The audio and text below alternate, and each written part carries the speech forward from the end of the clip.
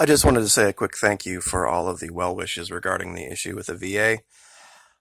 Rest assured, it is being looked into by an attorney, and once I get some type of an explanation, I will pass it on. But it is unfortunate that things have to devolve to that, but it is what it is. I guess I am luckier than some channels out here who have had to deal with much worse. So we will continue to drive on and report the truth and attempt to have at least one place on YouTube that is propaganda free, where you can see it as it is and make the judgment for yourself. Now, oddly enough, after doing all of the videos on Antarctica, I think, what is it, like 12 or 13 or 14, where I show these odd structures over and over and over and over again, we now see that there is this perfectly, allegedly, natural, rectangular iceberg. And the explanation is that this is something that happens all the time. If it happens all the time, why are we just talking about it now? If these, what they call tabular icebergs, are such an everyday occurrence, first of all, why are you creating an article about it, number one? And number two, why haven't we seen other articles about it? Because they're not natural. There's something else going on. And the fact that you would look at this and dismiss it just as natural without looking into it further shows that there's more than likely an agenda going on down there. Now, real quick, before we get into the issue with Venezuela and the migrant crisis, I wanted to cover something for you. We're going to cover this in a minute. Let me find the right tab. In my statement yesterday, and I've gotten some questions about this, I had made this allegation about our current leader's college life, where he went to college and for the first 2 years was an absolute standout in sports, lettered in football and soccer, and ran track and played softball and baseball and basketball and all these different things. 2 years into his college life, he gets called up for the draft, and he gets a doctor's note saying that he has a bone spur and he is unable to march. Goes back to college, goes back into sports, and continues to excel in all sorts of sporting events. And you can read this for yourself. This is part of his history. This isn't make-believe. There's pictures of this. In fact, he was at New York Military Academy, where I am sure that he had to, at some point, march. In fact, in this article, you'll see pictures of that. The reason that I think it's kind of ironic is the condition that he says kept him from having to serve in Vietnam is bone spurs. It's also the exact same condition that I have, that I was being treated for at the VA, and am no longer able to be treated for at the VA. I have bone spurs in my ankles. And I want you to look at this picture. He was unable to serve, allegedly, in Vietnam because he was not able to march because of bone spurs. And I want you to look at this picture. This is from 1966.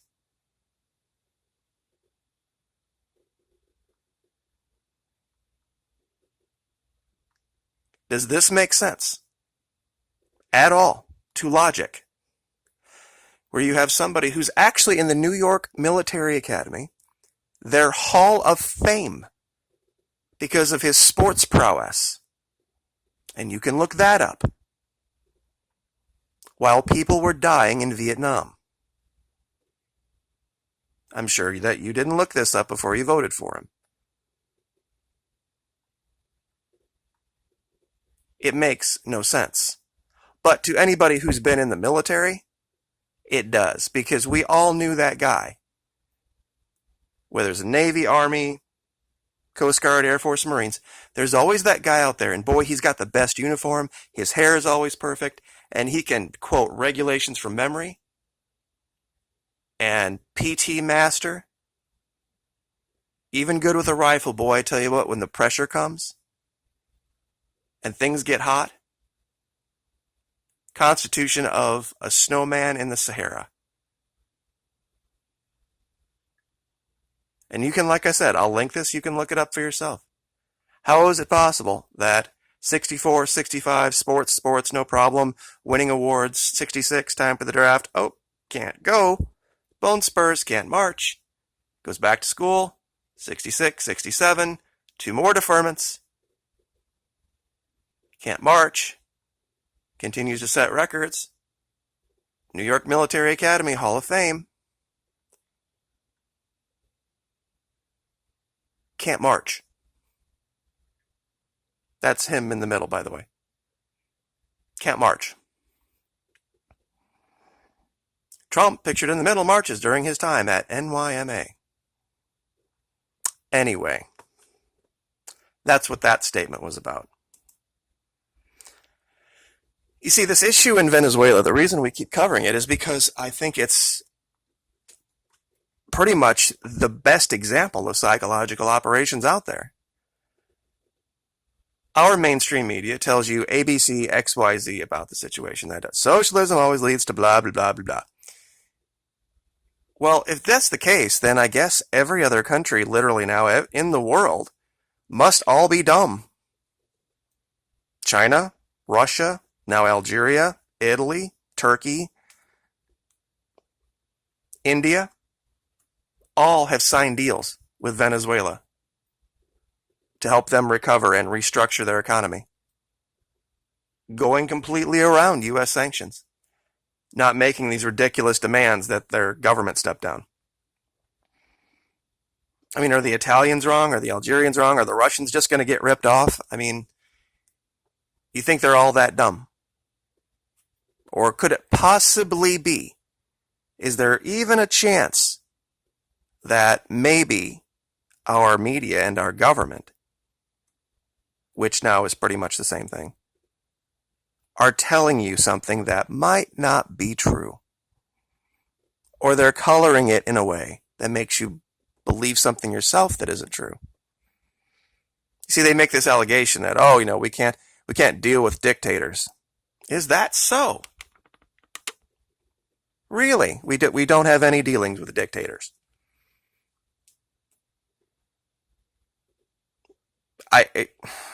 A king literally is the model upon which a dictator aspires to create his environment. He wishes to sit upon a throne, and as he says it, so it is. There's no debate, there's no discussion, there's no voting. And we deal with these people, Duterte, Kim Jong-un, Putin, Salman, every day. No sanctions, no tax, no threats to invade. See, I had made the allegation that the issue in Venezuela wasn't the entire country. There are parts, for sure, that are suffering, and there is starvation, and there is power outages. That all does exist. It's not the entire country, though. And there's this. This is the deal that they actually cut with Italy. They have a ton ready to go. And for those of you who know what coltan is, you'll know how much a ton is. And they're mining it by hand.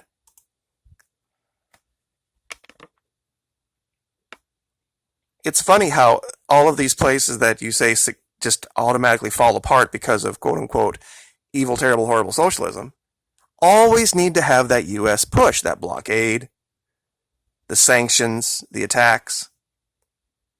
They never just on their own. Ever. Even though Venezuela is set to pay almost a $1 billion bond this month, they are actually predicted to have, by February, a positive result in the growth of their economy.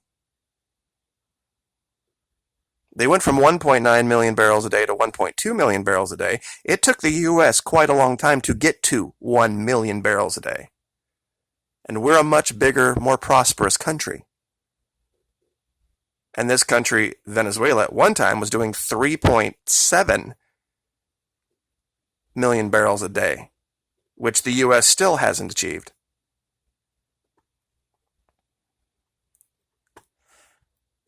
This article here is a fantastic, fantastic read on something that most people in the United States can't wrap their heads around.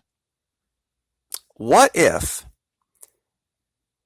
laws, instead of devolving from Washington down to the local level, went the other way? Meaning that federal regulations were the fourth most powerful regulations in your life. And by fourth, I mean the most powerful regulations in your life were those put upon you, those laws passed by your local mayor, your local town council. Those were the most powerful laws. No federal law could ever supersede that. And then the next most powerful law beyond your local town councils and your mayoral office would then be county, your county commissioners. Then the next step up would be state. And then the next would then finally be the least powerful form of government in anyone's life would be the federal government. This is what they are trying to do. This is the idea that makes them the emergency threat to the United States. The idea that people could have the temerity and the audacity to govern themselves at the local level.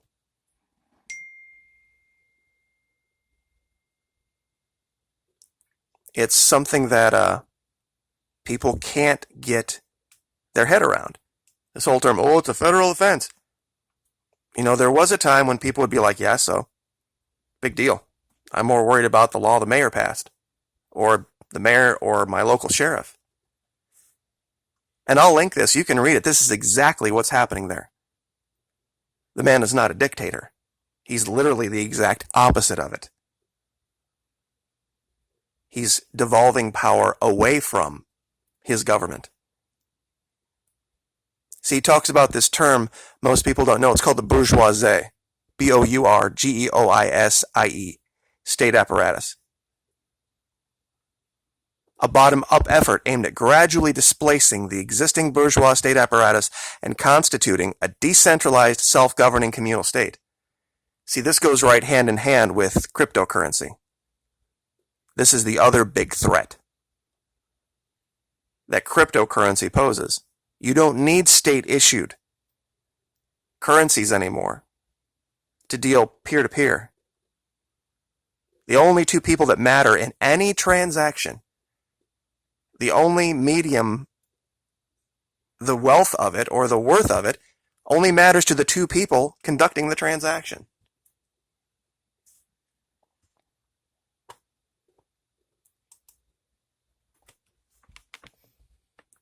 The last thing I'll cover in this video is this, because I'm sure a lot of you are worried about this migrant horde that is set to overrun and invade the United States. All I can say about this is when this country was founded, there were no borders. There were states that had outlined general lines where responsibilities and controls ended from one to the other, but there was the frontier, beyond which nobody had explored. If you got on a boat from Europe and you came to the United States, and you went to South Carolina or Massachusetts or Virginia to live, there was no piece of paper you had to sign. There was no test you had to pass. I'm sure you had to pay taxes of some type, and that you had to abide by the laws of the region. But there were no lines. There were no... People came to this country from all over the world, seeking this dream of freedom. And mark my words, freedom doesn't come from the top down. Freedom starts at the bottom and works its way up.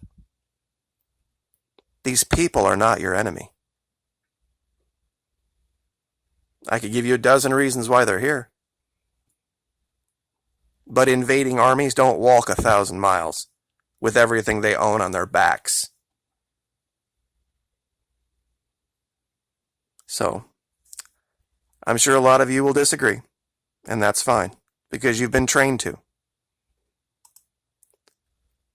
But this article, Abby Martin and this guy, Immortal Technique, I'm not a big hip-hop fan, believe me, but they have an incredible conversation that talks about this very idea of people taking freedom back for themselves. Forget the deep state, forget the powers that be, forget all that. The more you can push yourself away from their influence, the happier you'll be. And that article is back here. There is I'm sure this is on Empire Files, but it's also on this channel called The Chosen Ones. It's where I found it. And it's about a 27-minute article. Or interview, I guess is a better word. And it is a fantastic discussion. It really is. And I think it's a discussion that you could see being had by people on the left, people on the right, people in the middle, about the problems that we have in perception, who we think the enemy is, the effect they can have on our lives, what their desires are, and the means by which they affect their plans. There's a super wealthy, very, very tiny group of people that have a lot of power because of this psyop that tells you power comes from the top down, with terms like federal offense, and the federal government, and the IRS, and the BATF, and all that. That's why they have to take the tax money out of your check manually, or I should say automatically. They have to make your employer do it, because they know if they didn't, you wouldn't. Empower them with your revenue, because you don't believe in them. Most people don't. That's why it's stolen money. That's why Social Security is living off the dole. You're living off of somebody else's money. It isn't money you put in. Yeah, you put some in, but not what you're taking out. So, we will leave it there. I appreciate all of your support. Like, share, subscribe. We'll see you next time.